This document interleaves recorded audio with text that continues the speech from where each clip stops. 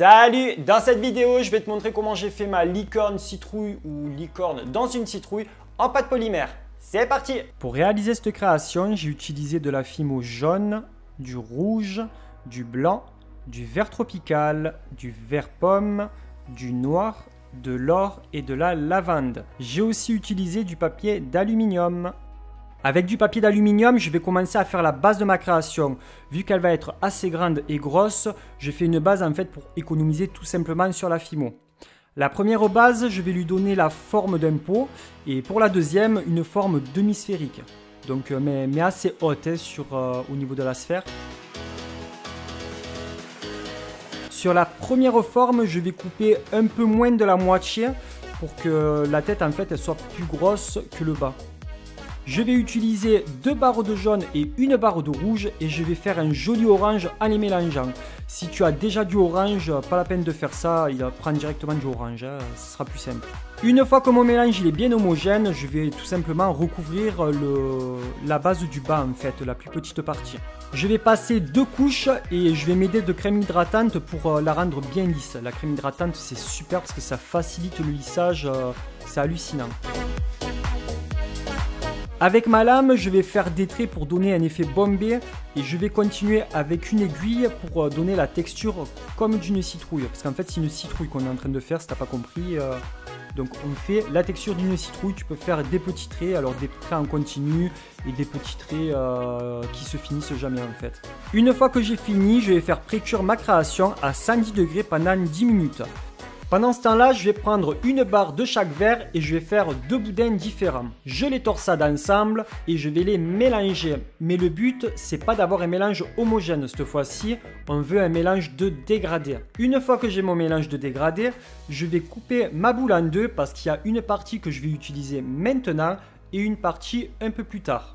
Avec la partie que j'ai gardée, je vais faire un boudin et je vais couper des bouts de différentes tailles. Je vais faire des petites boules avec tous les petits bouts que j'ai coupés, mais je vais leur donner une forme un peu conique vers la base. Ensuite, je vais les aplatir avec mon rouleau. Il ne faut pas que ça soit trop plat non plus, mais il faut leur donner une forme diverse. On veut des feuilles de différentes tailles. Et je les positionne tout autour de la création. Pour les texturer, c'est tout simple. Je prends mon aiguille, je fais un trait au milieu et plein de petits traits en diagonale pour donner la texture d'une feuille. Je vais prendre ma deuxième base et puis je vais la recouvrir de blanc. Donc je fais 2 couches comme tout à l'heure. Et puis pour le lissage, tu prends de la crème hydratante, ça va t'aider vachement, ce sera un peu plus simple. Une fois que c'est fait, il ne reste plus qu'à faire le museau. Donc je prends une boule ni trop grosse ni trop petite et puis je vais structurer mon museau. Une fois qu'il est structuré, je vais le positionner à son emplacement et je vais faire les narines avec un doodling tool. Donc c'est tout simple, tu n'as rien qu'à planter ton doodling tool et puis tu as tes narines en fait. Je vais prendre la fimo liquide et je vais la mettre sur le haut de la citrouille en fait pour pouvoir y coller la tête. Pour la bouche c'est tout simple, c'est un fin boudin de noir que je fais. Je l'arrondis à l'aide d'un accessoire et puis il ne reste plus qu'à la positionner. Maintenant je vais faire les yeux. Donc pour les yeux tu fais 2 boules de la même taille, tu les aplatis légèrement, tu positionnes. Pour les cils, c'est un peu plus compliqué parce qu'en fait là il faut que tu fasses des fins boudins et c'est les extrémités que tu vas couper. Donc moi je trouve que c'est le plus casse-tête à faire. Donc sois patient et tu y arriveras. Pour les positionner, tu les positionnes au coin de l'œil comme j'ai fait. À la base, je voulais en faire 3, mais vu que je galérais et que j'arrivais pas avec le troisième, du coup j'ai laissé 2 et ça va très bien comme ça parce que c'est très joli. Une fois que j'ai fini, je refais pré-cuire la création à 110 degrés pendant 10 minutes, histoire que ça ne bouge pas par la suite. J'ai repris mon mélange de verre et puis là j'ai refait des feuilles comme tout à l'heure. Sauf que pour les positionner, c'est totalement différent parce que je vais les positionner une à une et les texturer en même temps. Donc pour la texture, c'est exactement pareil que tout à l'heure. Et puis tu donnes en fait les feuilles là, c'est la crinière de la licorne. Donc tu les positionnes un peu comme tu as envie. Comme tu as pu le remarquer, j'ai fait des trous pour positionner les oreilles et la corne. Même si tu ne l'as pas fait avant, une fois que c'est cuit la création, tu peux quand même le faire parce que vu que l'intérieur c'est mou et c'est pas dur, ça se perce facilement. Avec la Fimo or, je vais faire un fin boudin que je vais venir torsader sur un petit bout de fil de fer pour lui donner la forme de la corne. Donc il ne faut pas que ça soit énorme non plus, hein. Je coupe les excédents de fil de fer, puis il ne reste plus qu'à mettre un peu de Fimo liquide pour que ça tienne bien et positionner la corne.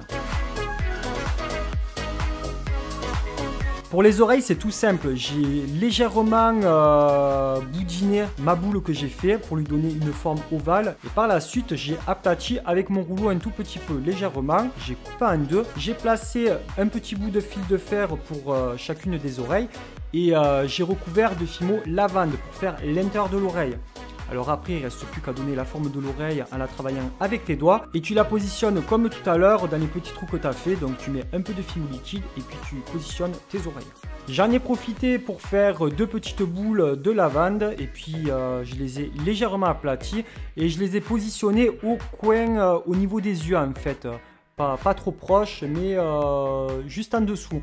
Pour donner l'effet de pommette. C'est tout kawaii et tout joli. Je vais faire les 4 pattes, donc là c'est tout simple, je prends 2 boudins de la même taille et je vais légèrement affiner au niveau du milieu les 2 boudins. Une fois que c'est fait, je coupe en deux et il ne reste plus qu'à positionner. Donc si tu as peur que ça tombe, utilise des petites tiges de fer à l'emplacement des pattes du haut et puis tu plantes et ça devrait le faire. Reste plus qu'à faire cuire la création à 110 degrés pendant 20 minutes.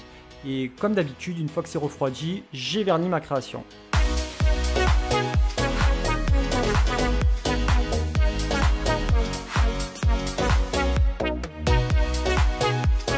Comme tu as pu t'en apercevoir, c'est l'une de mes plus grosses créations. En général, je fais dans la miniature. Mais vu que c'est pour le décor, j'ai décidé de faire des créations un peu plus volumineuses. C'est pour ça que j'utilise du papier d'aluminium. Merci d'avoir regardé cette vidéo jusqu'à la fin. N'hésite pas à la liker, la partager. Dis-moi dans les commentaires comment tu as trouvé la création.